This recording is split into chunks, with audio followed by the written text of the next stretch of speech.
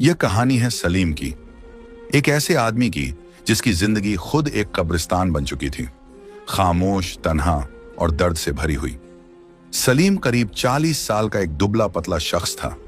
उसकी आंखों के नीचे गहरे काले हल्के, जैसे उसने बरसों से चैन की नींद ना सोई हो। चेहरे पर हर वक्त एक अजीब सी उदासी जमी रहती थी, मानो जिंदगी उससे हर रोज कुछ छीन रही हो। बालों में सफेदी झलकने लगी थी, जबकि उम्र अभी इतनी भी नहीं थी कि बाल सफेद हो जाएं। लेकिन कहते हैं ना, जब हालात इंसान पर भारी पड़ते हैं तो उम्र चेहरे पर जल्दी उतर आती है। सलीम की हालत भी कुछ ऐसी ही थी। वह शहर के सबसे पुराने कब्रिस्तान का चौकीदार था। वही कब्रिस्तान जहां दिन में भी लोग जाने से डरते थे और रात में तो कोई उसका नाम लेने से भी कांप उठता था। वहां सैकड़ों कब्रें थीं, कुछ बहुत पुरानी जिनके पत्थर तक घिस चुके थे, और कुछ नई जिन पर अभी फूल मुरझाए भी नहीं थे। दिन में कब्रिस्तान खामोश रहता, बस कबूतरों की गुटरगूं और हवा की सरसराहट सुनाई देती। लेकिन जैसे ही सूरज ढलता, वह जगह एक अलग ही दुनिया बन जाती। अंधेरा, सन्नाटा, ठंडी हवाएं और पेड़ों की चरमराहट। ऐसा लगता जैसे हर कब्र से कोई अनसुनी आवाज निकल रही हो। और उसी दुनिया का पहरेदार था सलीम। लोग कहते थे, अरे भाई, यह आदमी तो मुर्दों के साथ रहता है, पता नहीं खुद क्या बन गया होगा। रात रात भर कब्रों के बीच घूमता है, इंसान है या कुछ और। गांव के बच्चे उससे डरते थे, बूढ़े लोग उसका रास्ता बदल लेते थे, औरतें उसके पास से गुजरते वक्त दुपट्टा ठीक कर लेती। किसी को उससे सहानुभूति नहीं थी। कोई यह नहीं पूछता था कि वह यह काम क्यों करता है। किसी को फर्क ही नहीं पड़ता था। दरअसल सलीम भी कभी आम आदमी था। हंसता था, दोस्तों के साथ बैठता था, चाय पीता था, मजाक करता था। लेकिन किस्मत ने उसे ऐसी जगह लाकर खड़ा कर दिया जहां से वापसी का रास्ता बहुत मुश्किल होता है। उसकी शादी को 10 साल हो चुके थे। बीवी का नाम था आयशा, एक बेहद नेक, सब्र करने वाली औरत। शादी के शुरुआती साल बहुत अच्छे गुजरे। दोनों ने मिलकर छोटे छोटे सपने देखे थे, एक छोटा सा घर, बच्चों की पढ़ाई और एक सुकून भरी जिंदगी। लेकिन अल्लाह हर किसी को आसान रास्ता नहीं देता। 3 साल पहले आयशा अचानक बीमार पड़ गई। पहले हल्का बुखार, फिर कमजोरी, फिर अचानक बेहोशी। डॉक्टरों के चक्कर लगे, टेस्ट हुए, रिपोर्ट आई। डॉक्टर ने जो कहा उसने सलीम की दुनिया हिला दी। इन्हें दिल की बीमारी है, इलाज लंबा चलेगा, खर्च भी ज्यादा होगा। सलीम के पैरों तले जमीन खिसक गई। उसके पास ना इतना पैसा था, ना कोई सहारा। जो थोड़ी बहुत जमा पूंजी थी वह इलाज में खत्म हो गई। घर में 2 छोटे बच्चे थे, अली और सना। अली 8 साल का, सना 5 साल की। बच्चे मासूम थे, उन्हें कुछ समझ नहीं आता था। बस मां को बिस्तर पर लेटे देखकर पूछते, अब्बू, अम्मी कब ठीक होंगी? और सलीम के पास कोई जवाब नहीं होता था। वह दिन में काम ढूंढता, कभी मजदूरी, कभी दुकान पर काम, कभी रिक्शा चलाने की कोशिश। लेकिन हर जगह एक ही जवाब मिलता, काम नहीं है, अभी कोई जरूरत नहीं, बाद में आना। कभी कभी तो लोग उसके चेहरे पर ही मना कर देते। एक दिन जब हालात बिल्कुल खराब हो गए, घर में आटा खत्म, दवाई के पैसे नहीं, बच्चे भूखे, तो सलीम मस्जिद के बाहर बैठकर रो पड़ा। उस वक्त एक बूढ़ा आदमी वहां से गुजर रहा था। उसने सलीम को रोते देखा, पास आया और पूछा, बेटा क्या बात है? सलीम ने अपना दिल खोल दिया। बीवी की बीमारी, बच्चों की भूख, काम की मजबूरी। बूढ़ा आदमी थोड़ी देर चुप रहा, फिर बोला, कब्रिस्तान में चौकीदार की जरूरत है, रात की ड्यूटी, तनख्वाह कम है मगर टाइम पर मिल जाती है। यह सुनते ही सलीम का दिल कांप गया। कब्रिस्तान, वह जगह जहां से लोग दूर भागते हैं, लेकिन जब भूख सामने खड़ी हो तो डर पीछे हट जाता है। सलीम ने भारी दिल से हां कर दी और उसी दिन से उसकी जिंदगी बदल गई। पहली रात जब वह ड्यूटी पर गया, उसका दिल बुरी तरह धड़क रहा था। हाथ में टॉर्च, कंधे पर लाठी और दिल में हजारों खौफ। हर कदम पर लगता पीछे कोई खड़ा है। हर आवाज पर पलट कर देखता। हवा में अजीब सी ठंडक थी, पेड़ हिलते तो लगता कोई चल रहा है। उस रात उसने अल्लाह का नाम लेकर पूरी रात काटी। धीरे धीरे वह उस माहौल का आदी हो गया, लेकिन लोग उसे कभी अपनाए नहीं। दिन में जब वह घर लौटता तो मोहल्ले वाले ऐसे देखते जैसे वह कोई अलग ही प्राणी हो। ये वही है ना जो कब्रिस्तान में रहता है? इसके पास से गुजरते वक्त बचकर रहना, पता नहीं इस पर क्या असर पड़ा होगा। इन बातों ने सलीम को अंदर से तोड़ दिया। वह सोचता, मैं क्या करूं? घर छोड़ दूं, बच्चों को भूखा रखूं? वह हर रात कब्रिस्तान जाता, लेकिन दिल में दर्द लेकर। कभी कभी किसी नई कब्र के पास रुक जाता, सोचता यह भी कभी किसी का अपना होगा, किसी की माँ, किसी का बाप, किसी का बेटा। आज सब मिट्टी के नीचे। वह दुआ करता, या अल्लाह मेरी बीवी को सलामत रख, मेरे बच्चों को अनाथ मत करना। वह कब्रों से बात करता, क्योंकि उसे वहां इंसानों से ज्यादा अपनापन महसूस होता था। एक रात जब वह गश्त कर रहा था, उसने एक नई कब्र देखी। उस पर कोई फूल नहीं था, कोई नाम नहीं लिखा था, बस मिट्टी ताजा थी। सलीम वहीं बैठ गया। अजीब बात है, इतनी जल्दी लोग भूल जाते हैं। उसकी आंखों में आंसू आ गए। उसी वक्त उसे आयशा का ख्याल आया। अगर उसे कुछ हो गया तो? उसने तुरंत दुआ की, या रब मेरे बच्चों को मां से मत छीन। रात गहरी होती गई। सलीम थका हुआ था। वह अपनी छोटी सी चौकी पर बैठ गया। वहां एक पुरानी सी कुर्सी थी और एक टूटा हुआ टेबल। वह टॉर्च बंद करके आसमान देखने लगा। सितारे चमक रहे थे। उसे लगा जैसे कोई कह रहा हो, हर अंधेरे के बाद उजाला आता है। लेकिन उसे यकीन नहीं हो रहा था। उसकी जिंदगी में तो अंधेरा ही अंधेरा था। घर पहुंचकर वह बच्चों को सोता देखता। आयशा दर्द से कराह रही होती। वह दवाई देता, पानी पिलाता और चुपचाप बैठ जाता। कभी कभी वह बाथरूम में जाकर रोता ताकि बच्चे ना देख लें। वह खुद से सवाल करता, मैं इतना बेबस क्यों हूं? मेरी गलती क्या है? लेकिन कोई जवाब नहीं मिलता। दिन गुजरते गए। सलीम की जिंदगी एक ही ढर्रे पर चल रही थी। दिन में घर, रात में कब्रिस्तान। हंसना भूल चुका था। एक दिन उसका बेटा अली बोला, अब्बू आप हमेशा उदास क्यों रहते हो? सलीम चुप रह गया। उसके पास कोई जवाब नहीं था। उस रात जब वह कब्रिस्तान गया, उसका दिल बहुत भारी था। उसे नहीं पता था कि आज की रात उसकी जिंदगी बदलने वाली है। वह नहीं जानता था कि कब्रों के इस सन्नाटे में कोई उसे पुकारने वाला है, कोई ऐसा जो उसके दर्द को समझेगा। यहीं से शुरू होने वाला था एक ऐसा रहस्य जो उसकी किस्मत पलट देगा। उस रात सलीम जब कब्रिस्तान पहुंचा तो उसके कदम पहले से ज्यादा भारी थे। दिल में अजीब सा बोझ था, जैसे कोई अनजाना डर उसकी रगों में दौड़ रहा हो। हवा में ठंडक थी, लेकिन आज वह ठंड अलग लग रही थी, जैसे किसी ने बर्फीली सांसें उस जगह पर छोड़ दी हों। आमतौर पर सलीम हर रात अल्लाह का नाम लेकर अंदर जाता था, लेकिन आज उसके होंठ खुद ब खुद सूख गए थे। टॉर्च हाथ में थी, मगर उसे जलाने की हिम्मत नहीं हो रही थी। उसे लग रहा था कि अगर रोशनी जलाई तो कुछ ऐसा दिख जाएगा जिसे देखने की ताकत उसमें नहीं है। वह धीरे धीरे अंदर बढ़ा। हर कदम के साथ उसके जूते की आवाज अजीब तरह से गूंज रही थी। ऐसा लगता जैसे कोई उसकी परछाई बनकर पीछे पीछे चल रहा हो। उसने पलटकर देखा, कुछ नहीं, सिर्फ कब्रें, पत्थर और झुके हुए पेड़। लेकिन दिल मानने को तैयार नहीं था। उसे बार बार एहसास हो रहा था कि वह अकेला नहीं है। तभी अचानक एक हल्की सी आवाज आई, सलीम। उसका दिल जोर से धड़का। उसने तुरंत पीछे मुड़कर देखा। कौन? उसकी आवाज कांप रही थी। चारों तरफ सन्नाटा था, कोई नहीं। उसने सोचा शायद वहम है, थकान की वजह से दिमाग खेल कर रहा है। वह आगे बढ़ा, लेकिन तभी फिर आवाज आई, सलीम मेरी मदद करो। इस बार आवाज साफ थी, बहुत करीब से। उसके हाथ से टॉर्च गिरते गिरते बची। उसका पूरा जिस्म पसीने से भीग गया। वह कांपते हुए बोला, या अल्लाह कौन हो तुम? कोई जवाब नहीं। आवाज उसी दिशा से आ रही थी जहां नई कब्र बनी थी, वही कब्र जिसके पास वह पिछली रात बैठा था। उसके कदम अपने आप उस तरफ बढ़ने लगे, जैसे किसी ने अदृश्य रस्सी से उसे खींच लिया हो।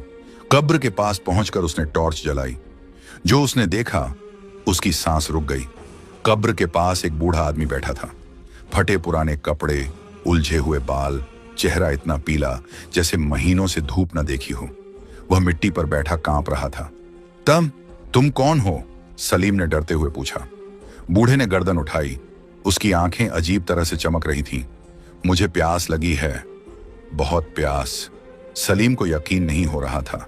कब्रिस्तान में रात के वक्त कोई बूढ़ा आदमी?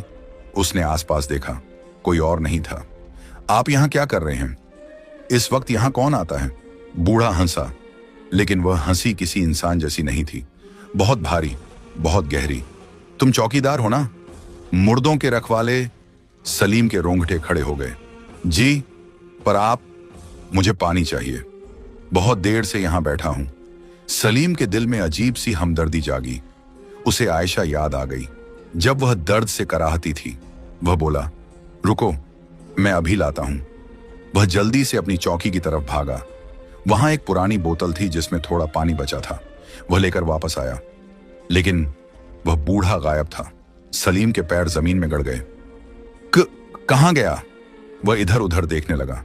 अचानक उसकी नजर उसी नई कब्र पर पड़ी। कब्र हिल रही थी, मिट्टी खुद ब खुद खिसक रही थी। सलीम की चीख निकलते निकलते रह गई। वह पीछे हटने लगा। या अल्लाह, ये क्या हो रहा है?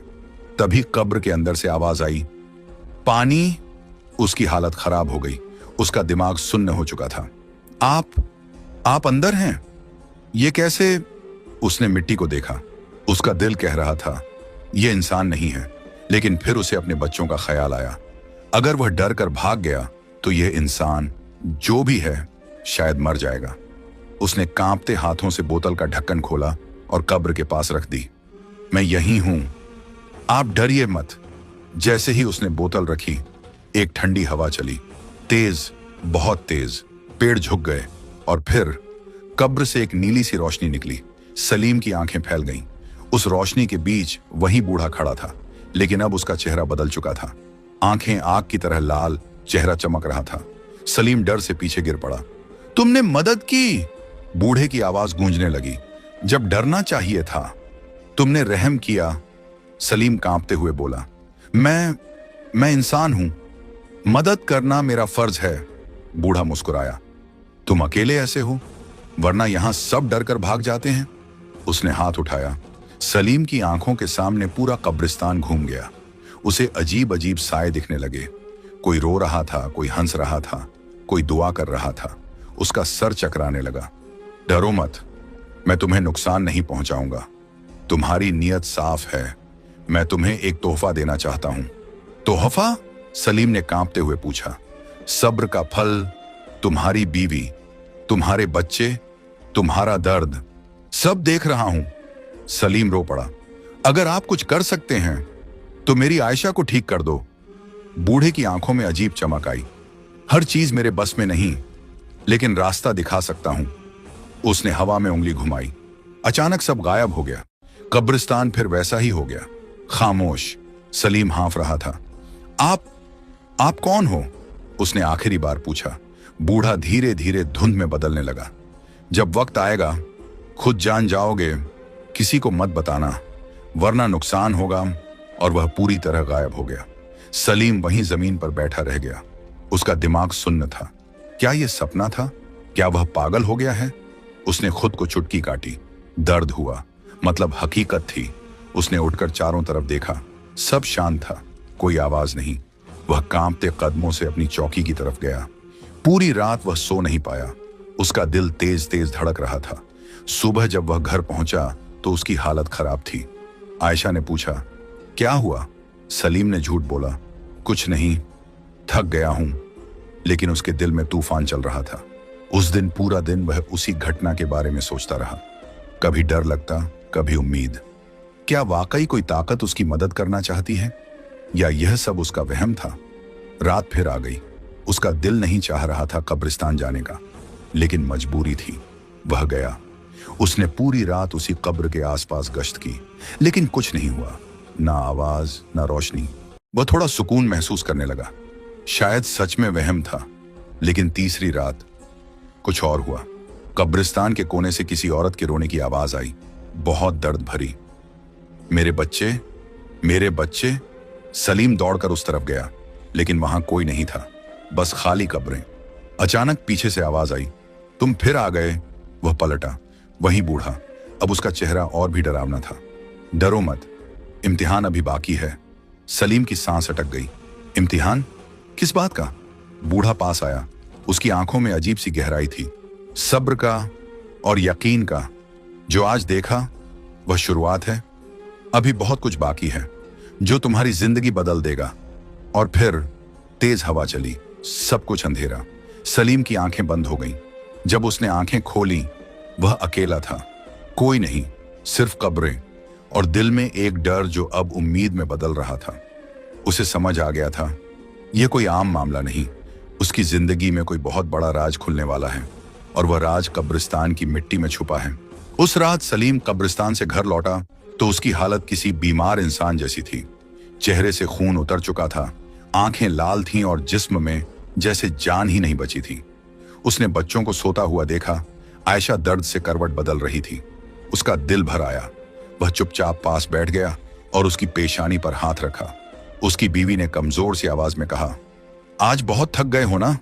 सलीम ने सिर हिलाया लेकिन कुछ बोला नहीं। वह नहीं चाहता था कि वह डरे, मगर उसके अंदर तूफान मचा हुआ था। बार बार वही बूढ़ा, वही आवाजें, वही रोशनी उसकी आंखों के सामने घूम रही थी। क्या सच में वह कोई आम इंसान नहीं था? क्या वह जिन्न था, या कोई रूह, या फिर अल्लाह की तरफ से भेजा हुआ कोई रहस्यमयी पैगाम? सलीम उस रात सो नहीं पाया। पूरी रात करवटें बदलता रहा।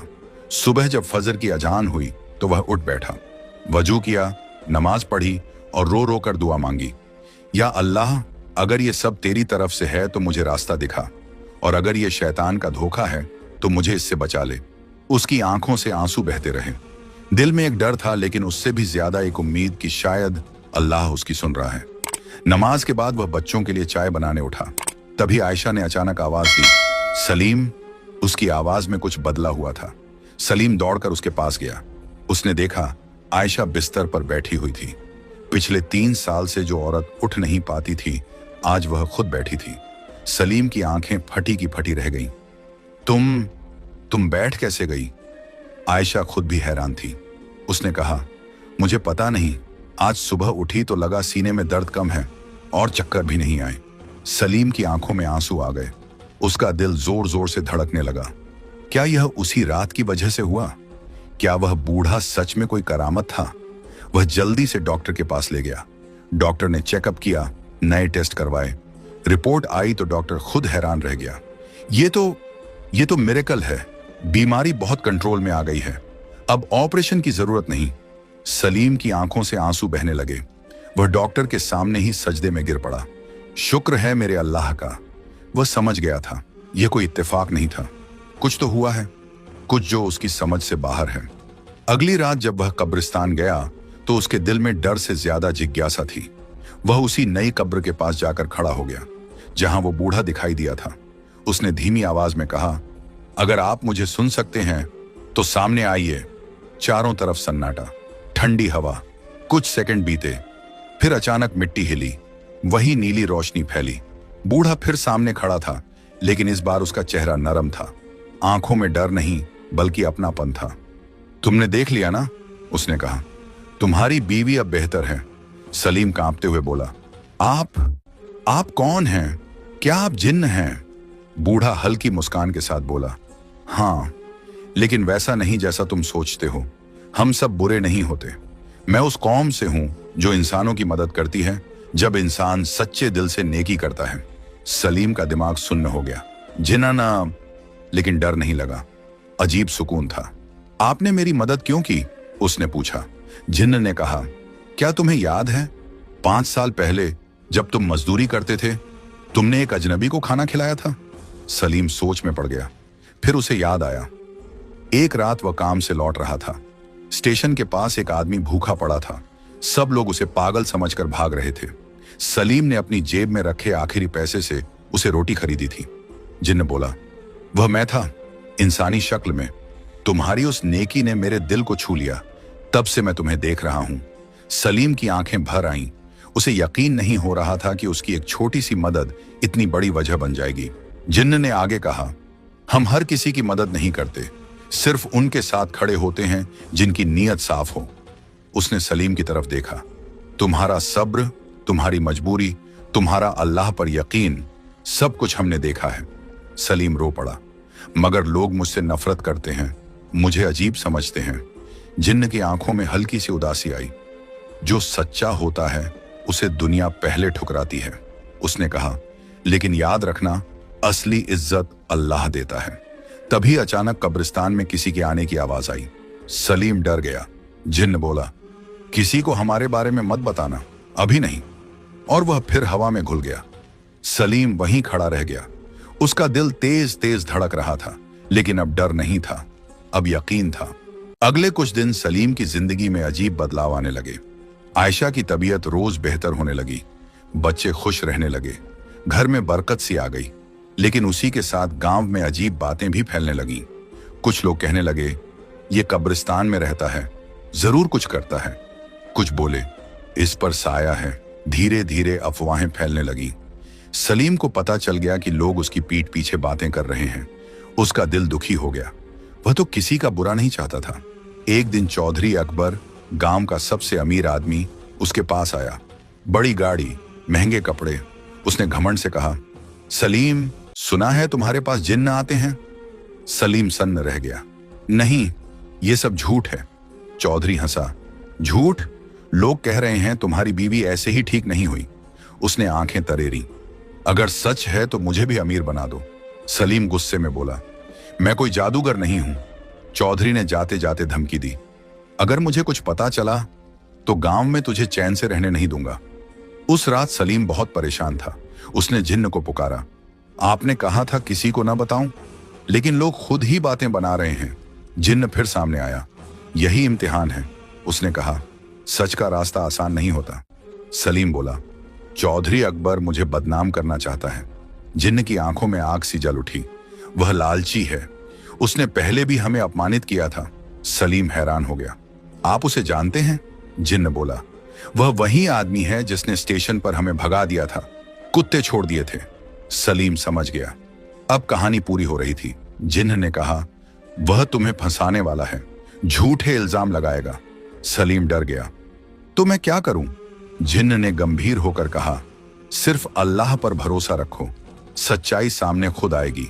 उसने चेतावनी दी, जो होने वाला है उसमें तुम्हें सब्र रखना होगा। फिर वह गायब हो गया। सलीम की रात बेचैनी में गुजरी। उसे एहसास हो गया था कि अब उसकी जिंदगी में तूफान आने वाला है। एक तरफ करामत, दूसरी तरफ बदनामी। वह समझ नहीं पा रहा था कि क्या यह सब सह पाएगा, लेकिन दिल में अल्लाह पर भरोसा था। सुबह गांव में शोर मच गया। चौधरी अकबर ने ऐलान कर दिया कि वह एक बड़े ओझा को बुलाएगा जो सलीम की सच्चाई सबके सामने लाएगा। लोग जमा होने लगे। कोई डर रहा था, कोई तमाशा देखने को उत्सुक था। सलीम दूर से सब देख रहा था। उसका दिल बैठा जा रहा था। उसे याद आया जिन्न ने क्या कहा था, सब्र रखना। वह घर जाकर नमाज पढ़ने बैठ गया। बच्चों ने पूछा, अब्बू, बाहर क्या हो रहा है? सलीम ने उन्हें सीने से लगा लिया। कुछ नहीं बेटा, अल्लाह सब ठीक कर देगा। आयशा ने उसका हाथ पकड़ा। डरो मत, तुम सच्चे हो। उसकी बात सुनकर सलीम की आंखों में आंसू आ गए। उसे ताकत मिली। उसे नहीं पता था कि अगले दिन क्या होने वाला है, लेकिन वह जानता था अब कहानी अपने आखिरी मोड़ की तरफ बढ़ रही थी। और सलीम को यह बात अंदर ही अंदर महसूस हो रही थी कि आने वाली सुबह उसकी जिंदगी की सबसे बड़ी सुबह होगी। वह उस रात देर तक सो नहीं पाया। करवट बदलता रहा। कभी बच्चों को देखता, कभी आयशा के चेहरे को, जो अब पहले से काफी बेहतर लग रही थी। उसकी सांसें अब पहले जैसी भारी नहीं थी। चेहरे पर हल्की सी रौनक लौट आई थी। और यही बात सलीम को बार बार उस रहस्यमयी जिन्न की याद दिला रही थी। वह समझ गया था कि अल्लाह ने उसकी सुन ली है, लेकिन इसके साथ ही एक डर भी दिल में बैठा हुआ था कि चौधरी अकबर अब कोई बड़ी चाल चलने वाला है। उसे जिन्न की बात याद आ रही थी, वह तुम्हें फंसाने वाला है, झूठे इल्जाम लगाएगा। और सच में उस रात गांव में कुछ अजीब सी सरगर्मी महसूस हो रही थी। बाहर से लोगों की आवाजें आ रही थीं, जैसे कोई तैयारी चल रही हो, कोई साजिश बुनी जा रही हो। सुबह फजर की अजान से पहले ही सलीम की आंख खुल गई। उसने वजू किया, नमाज पढ़ी और देर तक सजदे में पड़ा रहा। उसके होंठों से सिर्फ एक ही दुआ निकल रही थी, या अल्लाह, आज जो भी होने वाला है मुझे सब्र और हिम्मत देना। नमाज के बाद जब वह उठा तो देखा आयशा उसे चुपचाप देख रही थी। उसकी आंखों में डर भी था और भरोसा भी। उसने धीरे से पूछा, आज कुछ होने वाला है ना? सलीम ने झूठ नहीं बोला, बस इतना कहा, जो भी होगा अल्लाह की मर्जी से होगा। बच्चों को उसने सीने से लगाया, उन्हें दुआ दी और बाहर निकल पड़ा। उसका दिल तेज धड़क रहा था, लेकिन कदम डगमगा नहीं रहे थे। बाहर निकलते ही उसने देखा कि गांव के चौक पर भीड़ जमा हो रही है। चौधरी अकबर वहां खड़ा था, बड़ी शान से। उसके चेहरे पर वही पुरानी चालाक मुस्कान। उसके साथ एक शहर से आया हुआ आदमी था, लंबा कद, काली पोशाक, आंखों में सुरमा, गले में ताबीज और हाथ में लकड़ी का डंडा। गांव वालों को देखते ही समझ आ गया कि यही वह ओंझा है जिसके बारे में चौधरी कल से ढिंढोरा पीट रहा था। चौधरी ने ऊंची आवाज में कहा, आज सबको सच्चाई दिखेगी।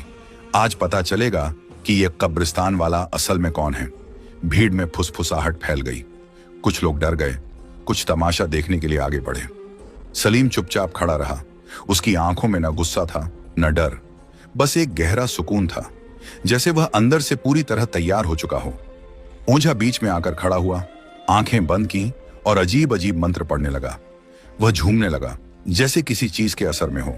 अचानक उसने जोर से चीखते हुए कहा, इस आदमी पर साया है, ये कब्रिस्तान में जिन्हों से मिलता है, इसी वजह से इसकी बीवी अचानक ठीक हो रही है। ये सब काला जादू है। उसकी आवाज सुनते ही भीड़ में खलबली मच गई। कुछ औरतें डर कर पीछे हट गईं, बच्चे मांओं से चिपक गए।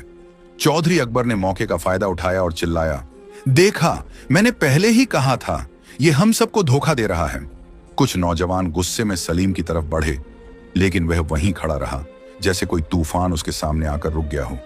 तभी अचानक आसमान पर बादल घिर आए, जबकि सुबह बिल्कुल साफ थी। ठंडी हवा तेज चलने लगी, पेड़ झुकने लगे और कब्रिस्तान की तरफ से अजीब सी सरसराहट आने लगी। ओंझा की आवाज अचानक लड़खड़ा गई। उसके हाथ से डंडा गिर पड़ा। वह कांपने लगा। ये क्या है? उसने डरते हुए कहा। तभी हवा में एक भारी आवाज गूंजी, झूठ बोलना बंद कर। पूरी भीड़ सन्न रह गई। कोई समझ नहीं पाया आवाज कहां से आ रही है। दूसरी आवाज आई, जिसने खुद गुनाह किए वो आज नेक इंसान पर इल्जाम लगा रहा है। चौधरी अकबर का चेहरा सफेद पड़ गया। उसकी टांगें कांपने लगीं। उसने चारों तरफ देखा। कौन है? सामने आओ। ठंडी हवा और तेज हो गई। कब्रिस्तान की तरफ से नीली सी हल्की रोशनी फैलने लगी, लेकिन इस बार कोई शक्ल नजर नहीं आ रही थी, सिर्फ आवाजें थीं। सलीम ने कभी किसी का बुरा नहीं चाहा। इसकी नीयत साफ है, यह सिर्फ अपने रब पर भरोसा करता है। यह आवाज वही थी जिसे सलीम पहचानता था। उसका दिल भर आया। उसने नजरें झुका ली। लेकिन तू, आवाज चौधरी की तरफ मुड़ी, तू लालच और जलन में अंधा हो चुका है। तूने एक बेगुनाह को बदनाम किया और पहले भी तूने हमारी बेइज्जती की थी। यह सुनते ही गांव के कुछ बूढ़ों को सालों पुरानी बात याद आ गई। स्टेशन वाली घटना, जब एक गरीब आदमी को कुत्तों से भगाया गया था। लोग अब चौधरी की तरफ शक की नजर से देखने लगे। तभी पुलिस की गाड़ी वहां आकर रुकी। दरअसल गांव के एक समझदार बुजुर्ग ने पहले ही पुलिस को खबर कर दी थी, क्योंकि उसे चौधरी की नीयत पर शक था। पुलिस वालों ने आते ही ओझा को पकड़ा। उसके बैग से ताबीज, नकली किताबें और पैसे निकले। ओझा घबरा गया और सच उगल दिया, मुझे चौधरी ने पैसे दिए थे, मुझे बस ड्रामा करना था। यह सुनते ही भीड़ में गुस्सा फूट पड़ा। सब चौधरी अकबर की तरफ देखने लगे। पुलिस ने उसे सख्ती से पूछा, तुमने झूठी शिकायत क्यों की? चौधरी हकलाने लगा, मैं बस। लेकिन उसके पास कोई जवाब नहीं था। अब सलीम आगे बढ़ा। उसने पहली बार ऊंची आवाज में कहा, बस करो। सब चुप हो गए। तुमने मुझे बदनाम किया, मेरे बच्चों को डराया, मेरी बीमार बीवी पर उंगलियां उठाई, लेकिन फिर भी। उसकी आवाज कांप गई। मैं तुम्हें माफ करता हूं। लोग हैरान रह गए। चौधरी की आंखों से आंसू निकल आए। वह जमीन पर गिर पड़ा। मुझे माफ कर दो, मैं जलन में अंधा हो गया था। सलीम ने उसे उठाया और कहा, माफी का मतलब यह नहीं कि गुनाह खत्म हो जाता है, इंसाफ अपना काम करेगा। उसने पुलिस की तरफ देखा। पुलिस ने चौधरी को गिरफ्तार कर लिया। हवा धीरे धीरे शांत हो गई। बादल हट गए। सूरज फिर से चमकने लगा। लोगों को ऐसा लगा जैसे कोई बोझ उनके दिल से उतर गया हो। सलीम के कानों में फिर वही जानी पहचानी आवाज आई, लेकिन इस बार बहुत नरमी से, तुमने आज साबित कर दिया कि असली ताकत माफी में होती है। अब तुम्हें हमारी जरूरत नहीं, तुम्हारी हिफाजत खुद अल्लाह करेगा। सलीम की आंखों से आंसू बह निकले। उसने दिल ही दिल में शुक्र अदा किया। वह जानता था कि यह उसकी जिंदगी का सबसे बड़ा इम्तिहान था, जो अब खत्म हो चुका था। उस दिन के बाद गांव बदल गया। लोग अब सलीम को डर से नहीं, इज्जत से देखने लगे। जो कल तक पीठ पीछे बातें करते थे, आज उसके सामने झुककर सलाम करते थे। आयशा पूरी तरह ठीक हो गई। बच्चे स्कूल जाने लगे। सलीम अभी कब्रिस्तान की नौकरी करता था, लेकिन उसके लिए वह सिर्फ नौकरी नहीं बल्कि इबादत बन गई थी। वह हर रात कब्रों के बीच खड़ा होकर दुआ करता और अल्लाह का शुक्र अदा करता कि उसने उसे इस अंधेरे से निकालकर उजाले तक पहुंचा दिया। और इस तरह कब्रिस्तान का वह खामोश चौकीदार जिसे लोग कभी अजीब समझते थे, एक मिसाल बन गया। उसकी कहानी हर किसी को यही सिखाती है कि अगर दिल साफ हो, नीयत नेक हो और भरोसा सिर्फ अल्लाह पर हो, तो कोई साजिश, कोई झूठ, कोई ताकत इंसान को गिरा नहीं सकती। नेकी कभी बेकार नहीं जाती और सब्र का फल हमेशा मीठा होता है। अगर आपको हमारी आज की यह कहानी अच्छी लगी हो तो चैनल को सब्सक्राइब करें और कमेंट में हमें जरूर बताएं कि यह कहानी आपको कैसी लगी।